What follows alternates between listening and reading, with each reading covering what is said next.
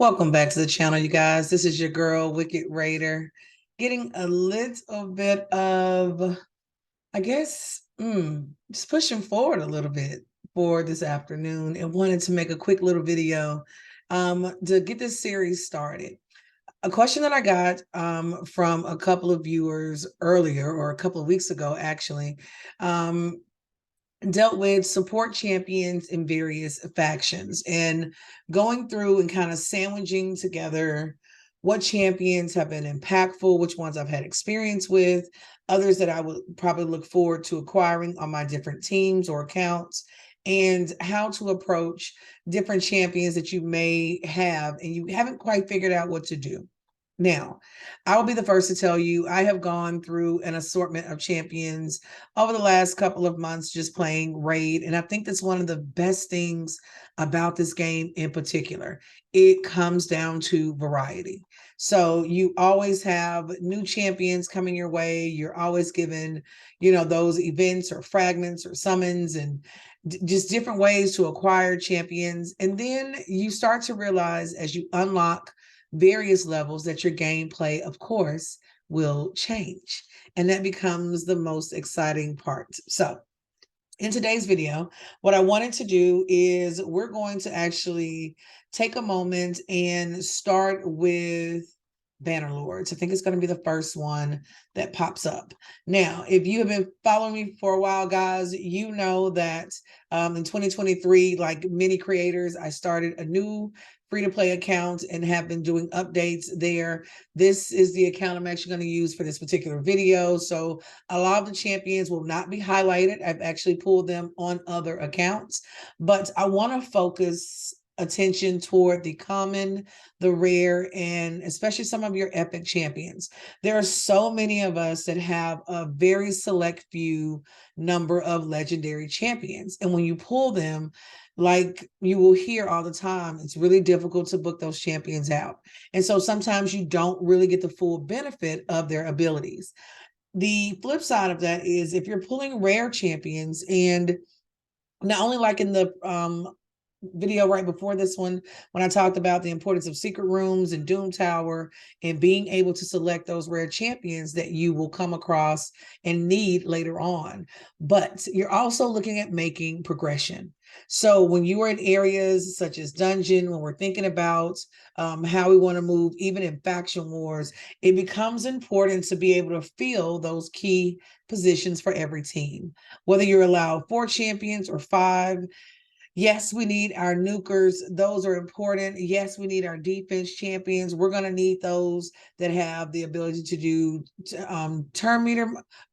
turn meter manipulation. That one just wasn't coming out. Any kind of crowd control. We're going to need the shielding. But when you come to laying those defensive shields and being a true support champion, that spot on your team can be really hard to fill. And so I found that some factions are much more equipped with positive supporters than others. But we're going to start with Bannerlords, which is an area that some of us have a large number of champions that fall into, and some of us do not. I always like to start at the very bottom area with our commons, so nobody falls into the category. When we come to uncommon, the first support champion you will fall into will be Word Bearer. Now, Word Bearer is one that you're going to pull quite a bit. She's not going to have very many reviews at all.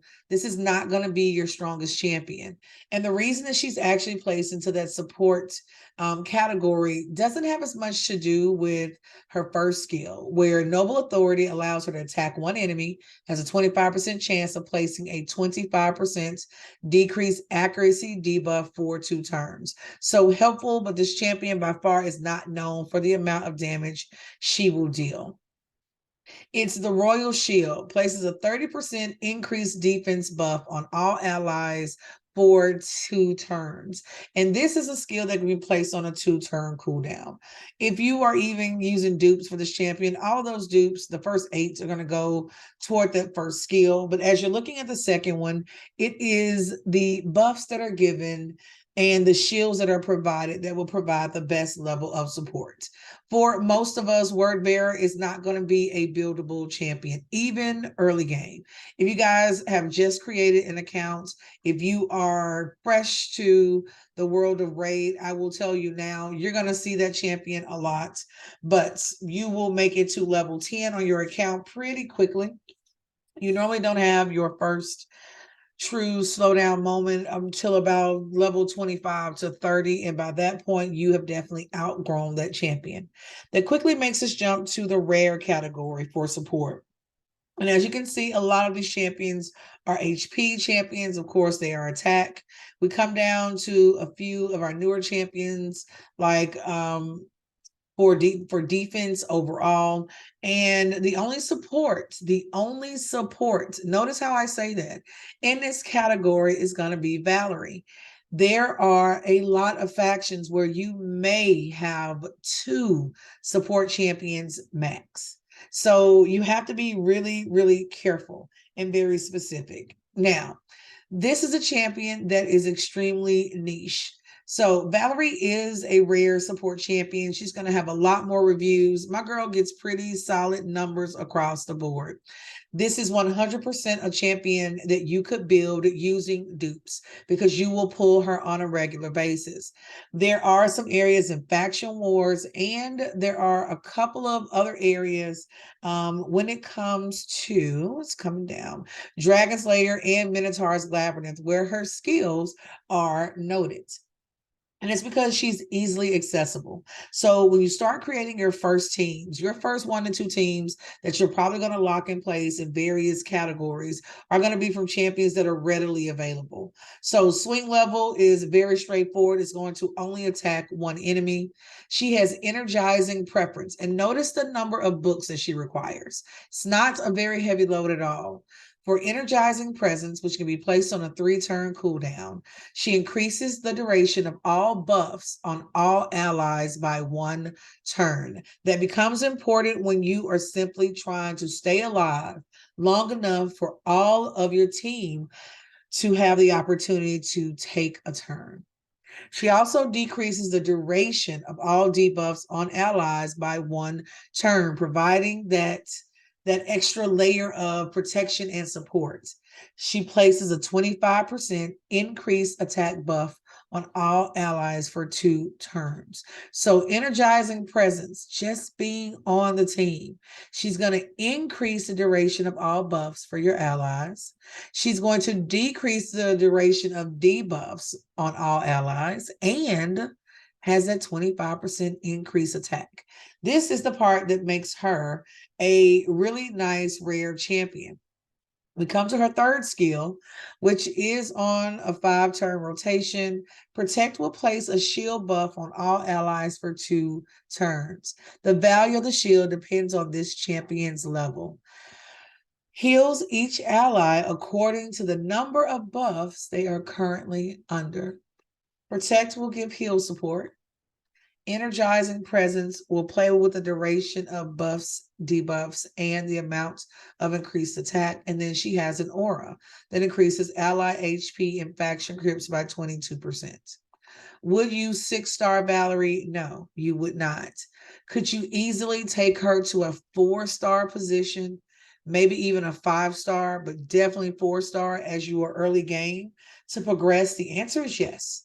Are you likely to use the same champion as food later for other champions? The answer is going to be yes.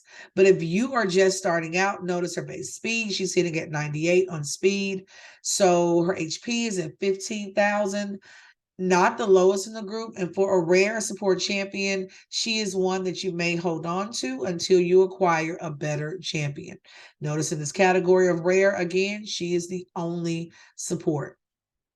Now, there are some really good champions when it comes to the epic level. Some of these guys I've had experience with, a couple of them I have not. You're going to hear great things about Ursula. I unfortunately do not have this champion. Ursula the Mourner is on my list of champions that I would love. And from the videos, from the reviews, I promise this would be one of those moments I would hope to be recording when the shard was open, but you would definitely get an update here. She has Lance of Penitence, attacks one enemy, has a 40% chance of decreasing the target's turn meter by 10%. So a little turn meter manipulation there. Second skill, Waves of Grief, attacks all enemies. Always love that. Has a 75% chance of placing a 50% decreased attack debuff for 2 turns. Also places a 50% increased attack buff on allies for 2 turns. So playing across the board with attack percentage, you can place this on a 3-turn cooldown, increase the buff debuff chance by 25%, increase damage by 20%. So Waves of Grief is going to be one of those skills that will hit. Now, Requiem. This one is on a 5-turn cooldown. Revives all dead allies with 75% HP. We can stop there. Y'all, this is a game changer. As a person who, I guess you could say I've officially made it to the mid-game level, especially on my pay-to-play, it's the first sentence in this one. Then it fills their turn meters by 50%. If she only did that for this skill, I would be more than happy. Also places a 60% increased defense buff and a 25% strengthened buff on all allies for 3 turns. You can't go wrong with that one. She comes in with an aura, increases ally speed in Doom Tower battles, by 24%. That would be a good one. So across the board, Ursula the Mourner definitely will be on a 6-star list.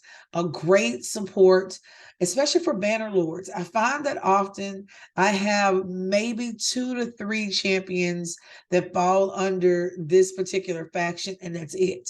And that's been one of my personal struggles as we've gone around. Warcaster, I've actually pulled before. His numbers are okay. He's looking pretty good.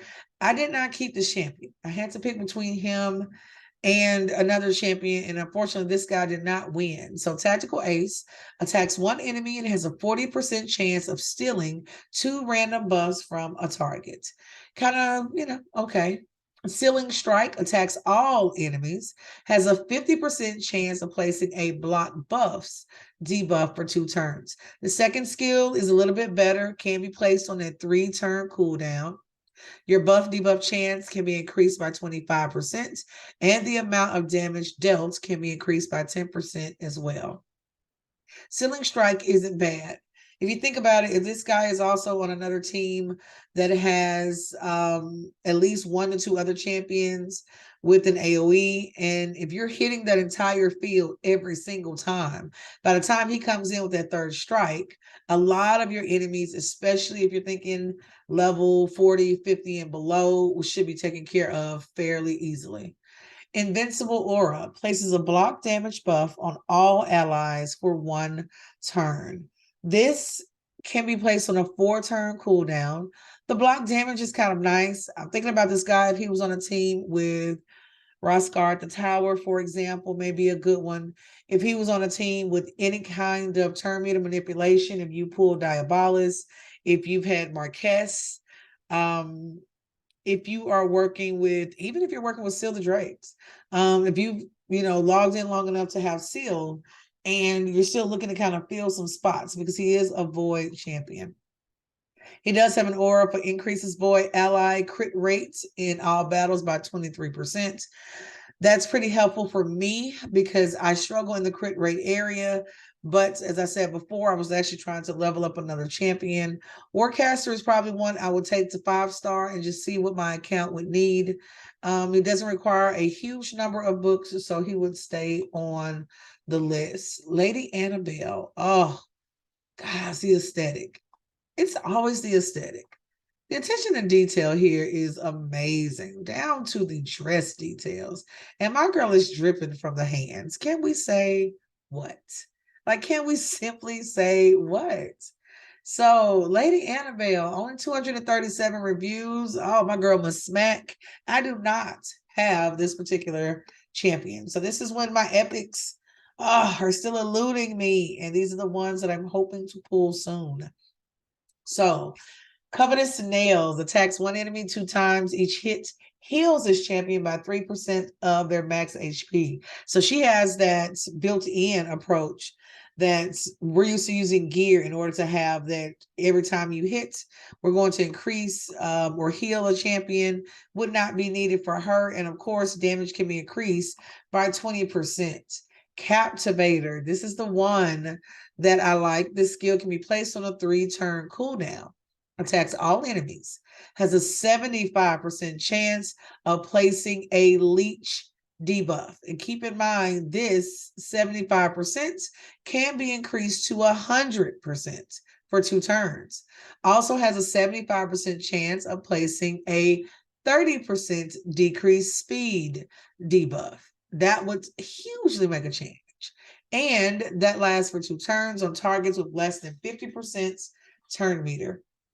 I like that it's based on turn meter and not necessarily health.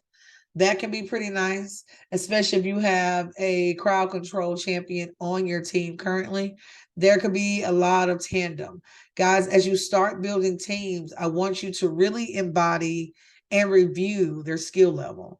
It's something that I didn't do in the very beginning, and I was probably about 30, 40 levels in before I realized I had champions on certain teams that were either doing the same thing, which wasn't helpful, or their skills were actually almost counteracting one another, like no support, no increase.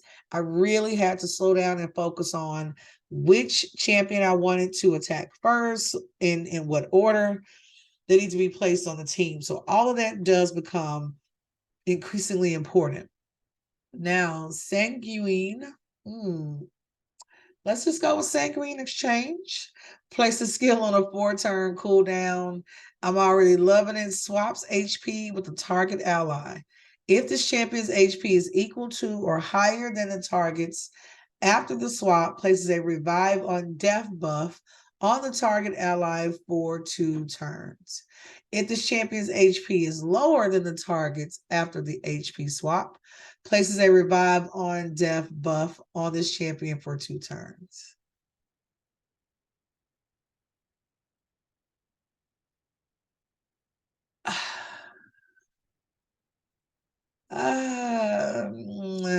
Also places a 30% increased speed buff on all allies for 2 turns. You guys heard the pause. Y'all absolutely heard the pause. I had to like really go back and like silently read that one to myself. I am not usually a fan of skills that come with that either or if this happens, and like those prerequisites always get me, because number one, I don't remember. I usually only remember the first part of the skill that pops up. Number two, it kind of throws you, because you may automatically like put this first part in your mind, like you automatically know she's going to throw that revive on death onto an ally. That's all you're thinking about. And so, but then you think about, what if you want to just revive her? And so you're trying to be strategic with it, may not be thinking of it. So I may be trying to save someone else that I really want to save, and I end up saving her instead. So this is one of those skills you have to be really, really careful with. It's okay. Heals his champion by 50% of their max HP whenever an ally or an enemy dies. Yeah, the passive is one of those. If team members have to die, which isn't going to be uncommon as you continue to matriculate up, but the fact that this is only going to kick in and becomes a benefit at that moment. Lady Annabelle may be one of my stronger champions on the particular team I placed her, but that kit is pretty interesting. She would definitely hit 6-star, even just for the second skill, to be honest. Hands down, with 6-star, that champion right away. Stag Knights. I have not pulled Stag Knight, but if you've been around Raid Shadow Legends for any length of time, Stag Knight has absolutely come across your YouTube thread or something, because this guy is highly regarded in the game. So when it comes to Stag Knight, on his support level, Spot Quarry attacks one enemy 2 times. Each hit has a 30% chance of placing a 30% decreased speed debuff for 2 turns. Now, notice that your damage percentage can be increased by 20%. It's not book heavy on this first skill, which is kind of nice. Your buff debuff chance can also be increased by 20%. So adding in that additional chance is kind of nice, right? Well, if you're going to lead off with this decreased speed, when you come into Huntmaster, oh, we see it, attacks all enemies. Now, keep in mind that Huntmaster can be placed on a 3-turn cooldown. Attacks all enemies and has a 70% chance of placing a 60% decreased defense debuff and a 50% decreased attack debuff for 2 turns. What you're looking at here on this 3-turn cooldown is increasing your buff debuff chance by an additional 25%. You're also looking at increasing the amount of damage by 10%. So the combination of first skill with decreased speed, second skill with decreased defense and decreased attack, it's a very well-rounded kit when you look at it overall. We come with the passive, of course, places a 50% increased accuracy buff on an ally for 1 turn each time the ally has a debuff resisted by an enemy. If you have a champion, for example, that is doing like magic attacks, they're doing poisons, they're doing anything that requires accuracy, and you're having to pick stat-wise between gear that doesn't necessarily carry that stat. Keep in mind, you have champions like Stag Knight, if you pull them, that have the ability to provide that support. It may take you a little bit longer to fully book him out, but being that this is his passive, this will be increasingly helpful once it kicks in. So it's something to think about. Stag Knight, of course, will be a 6-star champion. So that will be a 6-star ability off top. I have no idea who this guy is. Ilfric? I don't know if I've ever, y'all, 49 reviews. It's my boy New. I mean, he's pretty standard. Nice little cloak though. I will give him that. But okay. Let's see. Some good, decent reviews. We don't worry about Sand Devil's Necropolis, to be honest. So a base attacks one enemy, has a 20% chance of placing a 50% decrease attack debuff for 2 turns. Oh, now I like that 50%. The buff debuff chance, because he only has a 20% chance of placing it, we can increase that by an additional 20%. And then you can increase damage by 10%. So the percentage may not be the highest. Not bad, though, if you book it on out. That's interesting. Flow of Morale attacks all enemies. I love that. Has a 75% chance of stealing 1 random buff from each enemy. Also places a 15% continuous heal buff on all allies for 2 turns. The skill is placed on a 3-turn cooldown. Damage can be increased by 20%. Buff debuff chance can also be increased by 25%. Not bad. Okay, Flow of Morale, not bad. His kit is actually looking kind of solid. Committed Offensive fills the turn meter of all allies by 15%. Then places a 50% increased attack buff on all allies. Wow. 4-turn cooldown. Okay. All right, Elfric. My fault. My fault. Elfric is looking better and better, guys. He is actually looking better and better now. Okay. You could have did something else with my man Armor Tights here. You know, y'all could have gave him a little flair, made us know that Elfric was about the business. We didn't know. Perdurable. Oh, removes all decreased attack debuffs. My man is not playing about this attack from all allies at the start of this champion's turn. So each round, and the aura will increase ally speed in all battles by 15%. Okay. Now, I'll be honest, as not inspiring as my boy looks, like he is pretty straightforward and plain, but he brings it. I will say this is a pretty solid kit. If I am making progression, honestly, even early or mid game progression, I could use him on my pay to play account as we speak. So Elfric would definitely move into a 5-star, hands down. But depending on which team I put him on, he might actually make 6-star level as well. Don't sleep on your champions. I will say that across the board. Don't sleep on champions because it becomes really, really tricky. You hear about the same ones over and over and over again. And sometimes you pull those champions guys and they just don't work for your team. It doesn't matter what you do or how you're building them out.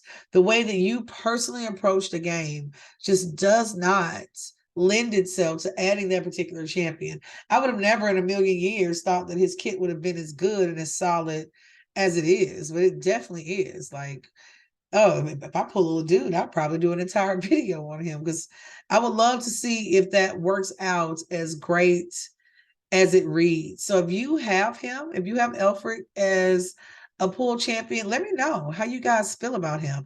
Honestly, if you have him or Lady Annabelle, I would love to see some newer content on both of those champions. Chancellor Yasmin, I have pulled my girl. Chancellor Yasmin as a support champion, y'all. The first time I pulled her, I was so excited. Now, don't get me wrong, her aesthetic is not great. You know, it's kind of like she was working and then like, why is your whole chest out, but everything else is covered, but you're going to war, sis? I don't know. The boots were not, yeah, no. Really, I see the aesthetic when we were matching. I got it. I kind of felt it, but yeah, I don't know. And the wings on the side, like I don't know. I wasn't crazy. I wasn't blown away. Her stats are going to be nice. They're pretty mid tier, not horrible. Resounding Smash attacks one enemy, places an extra hit if the target has no active buffs. I love the fact she's able to go more than once. I have a preference for, of course, being able to go more than once. Touch of Vigor. This can be placed on a 2-turn cooldown. The thing that makes this most exciting is the fact that it can be placed on a 2-turn cooldown. Heals an ally by 40% of their max HP. That is the most impressive right there. Heals by 60% instead if the ally has 50% HP or less. So she's going to do a little bit more if I have a teammate that's struggling. And that heal can be increased by 20%. So think about that. If my heal can be increased by 20%, I'm going from 60 all the way up to a possible 80. It's her second skill that makes her worth it. Lulling Chance has a 50% chance of removing all buffs from all enemies. This cleansing, do not sleep on this cleansing. Please don't. Guys, I'll be honest. There are a couple of bosses. There are a few levels that you're going to come to where you are absolutely getting demolished and you cannot figure out why. You have put this team together. This team is doing fine across the board, just about everywhere else. But for some reason, sometimes you just need a cleanser. Sometimes you just need a reviver. Sometimes you need a champion that's able to do even the smallest continuous heal just to get you through. And that's where these champions are absolutely coming from. So Lulling Chance, not bad, not nearly as good as Touch of Vigor. By far, the second skill makes her worth it. And then her aura increases ally speed in all battles by 20%. I pulled this champion. I think on that account, I didn't keep the champion. She was kind of the way of me actually progressing with another champion, so I had to make choices. And Chancellor Yasmin didn't stick with me for very long. If I pull her again, I honestly would keep her, vault her, and build her at least to a 5-star just for the second skill. Because on certain teams and in certain areas of the game, I can definitely see her working with a number of champions for progression. So Chancellor Yasmin, nice little kit. Definitely one we're going to push for. Archimage helmets. Archimage is this the guy that you get from Doom Tower? Oh, like how it looks though. I'm liking it, liking it, liking it. Let me look real quick because that's gonna bother me, y'all, if I can't figure that out. I know that you acquire when you're doing Doom Tower, which I can't even get in on his accounts. I have to log in on my other account and see if I can see. I think it's him. I want to say he's the one you collect fragments for as you're moving through Doom Towers. Either him, yeah, not the Saint Nick guy. I always mix his face up and build with the Saint Nicholas guy for whatever reason. But his stats are going to be solid. I've seen a couple of videos on him. Honestly, in certain keeps, he wouldn't be my first choice. Either way it would go. But Arcane Dynamo attacks one enemy, fills his champion's turn meter by 10%, fills the turn meter by 20% if this attack is critical. The damage here can be increased by 25%. So he's coming in hot and heavy with a little damage. Now, keep in mind, this is something I want you to notice.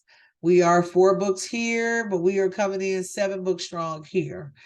For Time Slip, attacks one enemy. Also attacks all other enemies if the first attack is critical. The second hit has a 50% chance of placing a stun debuff for 1 turn. After attacking, decreases the turn meters of each enemy without a stun debuff by 20%. So, as I'm looking at this and kind of getting a feel for the debuff chance, of course, can be increased by an additional 25%. Damage can also be increased by 20%. So you can get a nice impact from that particular skill. But it's Psychic Guidance. Placed on a 3-turn cooldown, places a 30% increased speed buff, a 30% increased crit rate buff, and a 30% increase crit damage buff on all allies for 2 turns. I want y'all to stop there. This skill alone is the embodiment of support. This skill by itself increase speed, increase crit rate, increase crit damage. Depending on who you have surrounded this champion with, can absolutely be a game and account changer. So this increase, I think, will be the biggest push, especially for those that are still pushing in dungeon. If you are still pushing in campaign, especially in nightmare, that will be a good one. Chrono Isolation. Archimage is immune to turn meter decreasing effects.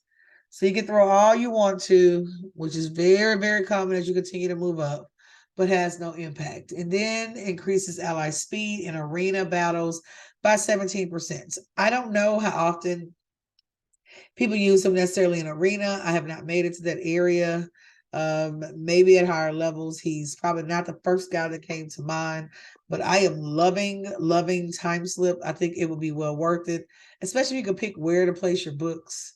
That would be probably one of the best quality of life, increases. But I get the challenge of, it being a little bit random.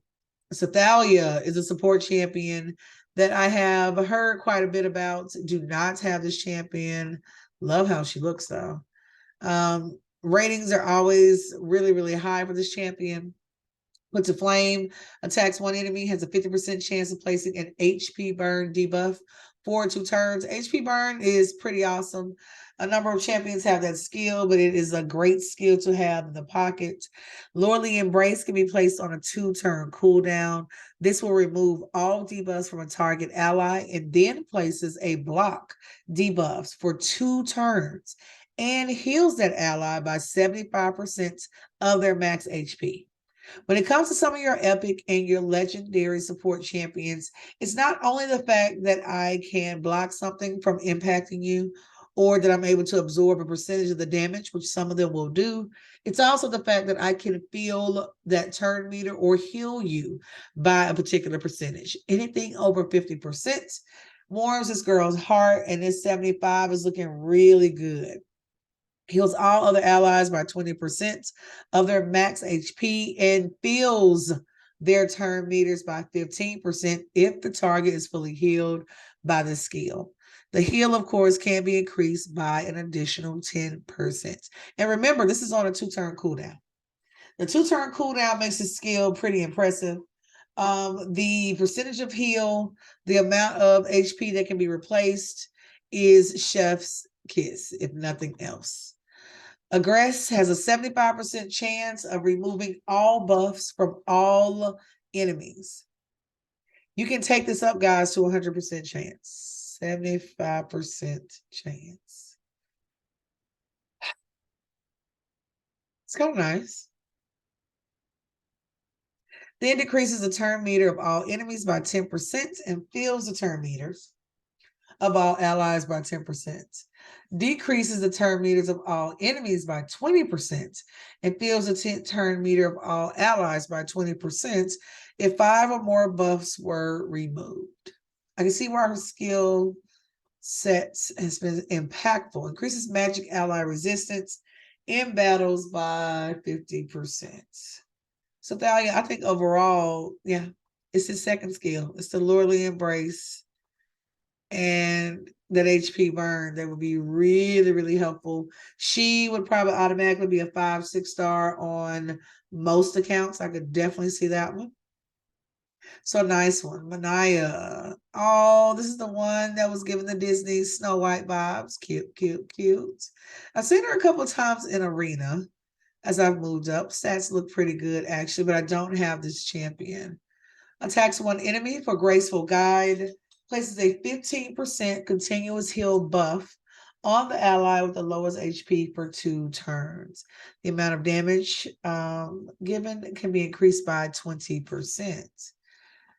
Come over to Mending Ways. Attacks one enemy. Heals his champion and ally with the lowest HP by 10,000 HP. It's the first time I've seen an actual specific number there.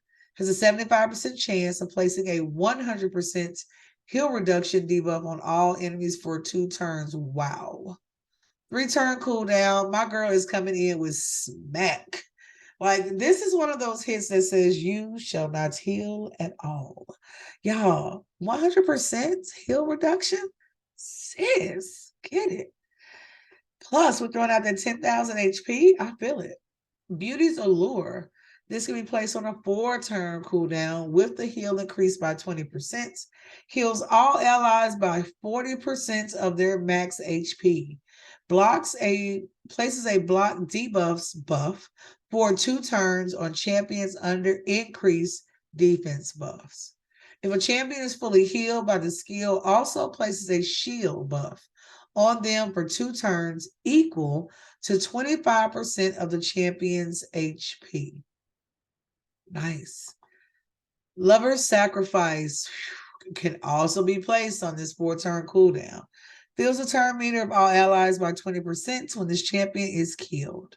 Revives this champion with 75% HP, wow, when killed if Koronor is on the same team. Secondary skills that are conditional, especially when it requires another champion, and sometimes it's not a champion that you love all that much. I kind of ignore this second part because the likelihood of me having her and this champion are pretty slim, especially remembering to place them on the same team. But not bad. Increases ally speed in all battles by 19%. My girl is getting an automatic 5-6 star. Manaya isn't bad.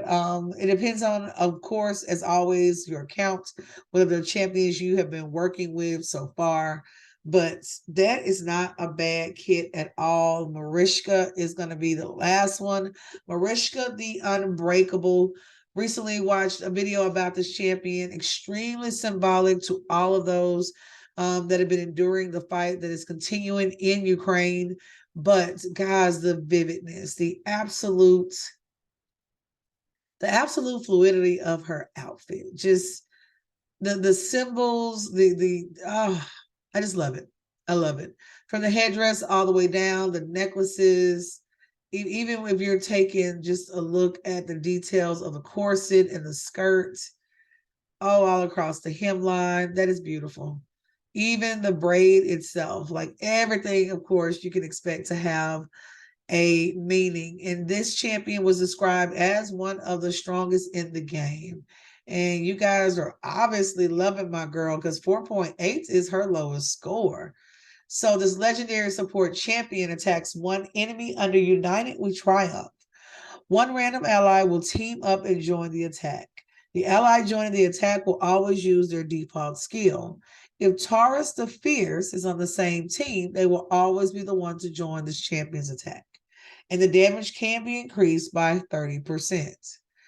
Font of Tenacity fully restores an ally's decreased max HP. Wow. Then heals all allies by 40% of this champion's max HP. Father God. Places this on a 3-turn cooldown. Wow. The first section of this, that's nice. Places a shield buff and a protected strengthened buff on all allies for 2 turns. Guys, this is on a 3-turn cooldown. This is on a 3-turn cooldown. The value of the shield buff is equal to 20% of this champion's max HP. My girl, if you bring her in with a max HP that will not quit, this heal can be increased by 20%. The shield can be increased by 20% as well. This second skill is tough. Nurtured Friendship removes all debuffs from all allies, then fills the turn meter of all allies by 15%. Fills the turn meters of each ally by an extra 5% for each debuff removed from them. I'm thinking about some areas where you have 5 or 6 debuffs placed. If you're in Spider, for example, and you've just been laid down with them, that will be a huge boost. Increases the resistance of all allies by 5 for each debuff removed. Grants an extra turn if 5 or more debuffs were removed. Wow. Giving all. Oh, wow. Guys, the passive just made it better. Revives all dead allies with 50% HP and 75% turn meter whenever this champion is killed. Wow. You could bring an entire team back. Active effects. Places a block damage buff on all allies for 1 turn whenever an ally receives a bomb, poison, or HP burn debuff. If there are multiple champions on the team with a skill, only one will activate. I normally do not like conditional things, but her kit is stunning. Increases ally speed in all battles by 24%. This girl is an automatic 6-star. Hands down. Mariska, if you get pulled over here, I probably will roll out of my chair, but that is probably one of the most impressive kits in this entire faction. Guys, I want to do a video like this one, just going through all of your support champions to start with. To be honest with you, just hitting all of the areas from common all the way through legendary. Starting with Bannerlord, so this is the first in the series, of course, but I want to know from Bannerlords, which support champions are you currently using? Who are you choosing to team them up with? And how do you feel about that champion overall? If you stuck with me for this long, because this is a pretty long one, I first want to say thank you. Definitely appreciate you for sticking in there. If you haven't subscribed, be sure to subscribe. We are trying to get to 100 subscribers. We're so close. We're at 94 on my last check. So I will go in and check that again. If you do not have a clan, 22WK, we have slots available. Would love to have you join in the fun. There are so many updates that are coming our way, but wanted to get some information out there just to kind of fuel a little conversation and see how you guys feel as well. But that's going to be it for me. And as always, happy gaming.